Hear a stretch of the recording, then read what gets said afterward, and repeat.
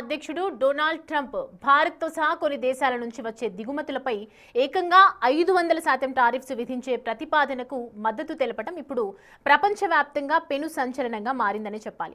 America ప్రభుత్వం రష్యాపై మరిన్ని కఠినమైన ఆంక్షలు విధించేందుకు ఇటు సిద్ధమైంది.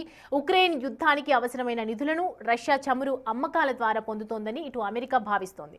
అయితే అందుకే భారత్, చైనా, బ్రెజిల్ వంటి దేశాలు రష్యా నుంచి చమురు కొనకుండా ఒత్తిడి పెంచేందుకు ఈ భారీ టారిఫ్లను ఆయుధంగా వాడుతోంది. మరి ఒకవేళ ఈ బిల్లు అమల్లోకి వస్తే భారత్ నుంచి అమెరికాకు వెళ్లే వస్తువులు, సేవలపై 500% పన్ను విధిస్తారా? ఇది జరిగితే భారత ఎగుమతులు కుప్పకూలే ప్రమాదం ఉందా?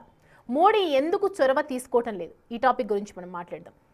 సార్, ఇంత జరుగుతున్నా నాంచితే ఏమొస్తోంది అనేది అందరి క్వశ్చన్. ఇప్పుడు నిజంగానే 500% పెంచే అవకాశాలు ఉన్నాయి అనుకోవచ్చా? ఇప్పుడు 500% అయినా 50% అయినా ఇట్ మేక్స్ నో డిఫరెన్స్. ఒక దశ దాటినాక నువ్వు ఎంత పర్సెంట్ పెట్టుకున్నా ఒకటే. మీకు అమెరికా ఆంక్షల నేపథ్యంలో కూడా ఇండియాస్ టోటల్ ఎక్స్పోర్ట్స్ ఏమీ తగ్గలేదు, పెరిగాయి.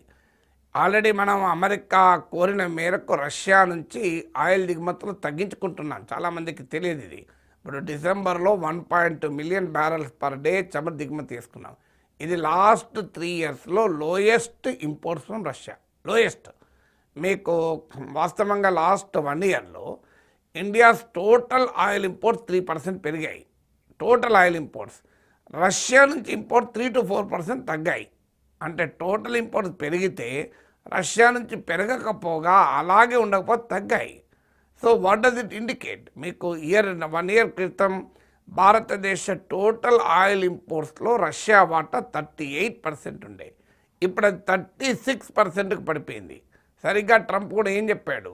ఒకటేసారి రష్యా నుంచి ఆయిల్ ఇంపోర్ట్స్ ఆపమంటే ఇండియా ఆపలేదు, కానీ నాకు మోడీ చెప్పాడు మేము క్రమేటి తగ్గించుకుంటూ వస్తామని మాకు హామీ ఇచ్చాడు అని.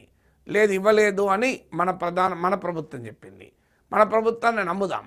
ఇచ్చాడా హామీ, ఇవ్వలేదా అన్నదానికన్నా ఏం జరుగుతున్నది ముఖ్యం కదా. హామీ ఇవ్వలేదు, అప్పుడు ఏం కావాలి? రష్యా నుంచి చమురు దిగుమతులు పెరగాలి. పోనీ పెరగకపోయినా తగ్గకూడదు, కానీ క్లియర్గా తగ్గుతున్నాయి కదా. ఎందుకంటే దీనివల్ల నష్టం ఇండియాకే కదా. ఎందుకంటే ఇలా రష్యన్ చమురు ప్రపంచంలో మనం కొనే చమురు బ్రెంట్ క్రూడ్ అంటారు. సో ఇండియా కొనే చమురు కన్నా కూడా $8 తక్కువగా ఉంది, $8 డిస్కౌంట్లో ఉంది. సో ఇండియాకు భారీగా లాభం. మరి లాభమైనా కూడా మన రష్యా నుంచి ఎందుకు చమురు తగ్గించుకుంటున్నాం? దీనికి ఆన్సర్ ఉండాలి కదా. అందువల్ల 500% టారిఫ్లకు ఏం జరుగుతుందన్న తర్వాత సంగతి. 500% టారిఫ్లు రాకముందే మనం తగ్గించుకుంటున్నాం, అది ఫండమెంటల్ క్వశ్చన్. తర్వాత 500% టారిఫ్లు విధించాలంటే మొదలు మన మీద కాదు, మొదలు యూరోపియన్ యూనియన్ మీద విధించాలి.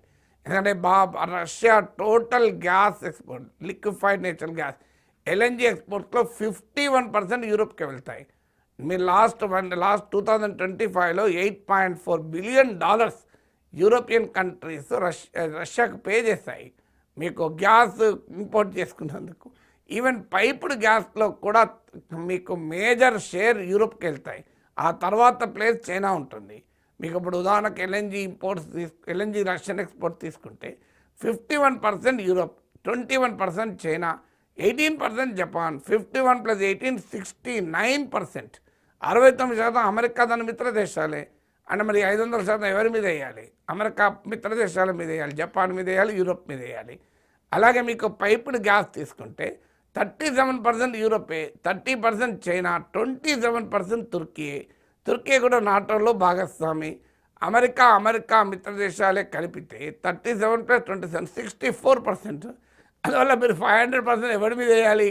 మొదలు తమ మీద తాము వేసుకోవాలి. అలాస్కాలో పుటిన్ ప్రకటించాడు, ట్రంప్ వచ్చాక రష్యా అమెరికాల మధ్య వాణిజ్యం 20% పెరిగింది. This is what Putin said.